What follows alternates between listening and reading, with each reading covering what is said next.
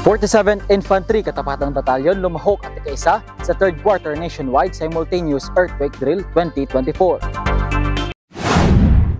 Bilang pagpapakita ng pangako ng pamahalaan sa pagsulong ng paghahanda at katatagan sa sakuna sa mga Pilipino, ang 47th Infantry Katapatan Batalyon sa pamumuno ni Lieutenant Colonel Magno M. Mapala III ay matagumpay na lumahok sa third quarter nationwide simultaneous earthquake drill or NSED na ginanap sa Rear Command Post 47th IB Barangay Old Namangka, Mabinay, Negros Oriental noong ika-26 ng Setyembre taong kasalukuyan.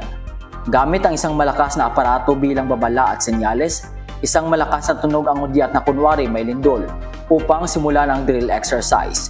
Dito sinagawa ng mga kasundalohan ang protocol na duck, cover and hold papunta sa open ground at mga itinalagang ligtas na lugar kung saan malayo sa gusali, mga bakod, pader, poste ng kuryente at mga puno upang masigurado ang kaligtasan ng bawat isa.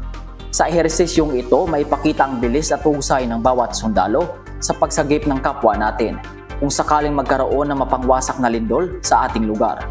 Ang Nationwide Simultaneous Earthquake Drill o NSED ay isang quarterly exercise na naglalayong pahusayin ang kandaan ng mga government units, line agencies at iba pang organisasyon para sa biglaang pagyanig at iba pang sakuna.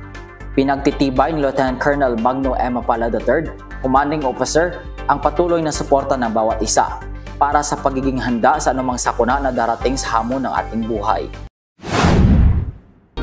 Mula dito sa RCP 47th IB, Mabinay, Negros Oriental, Francis Estrella, katotohanan para sa kapayapaan.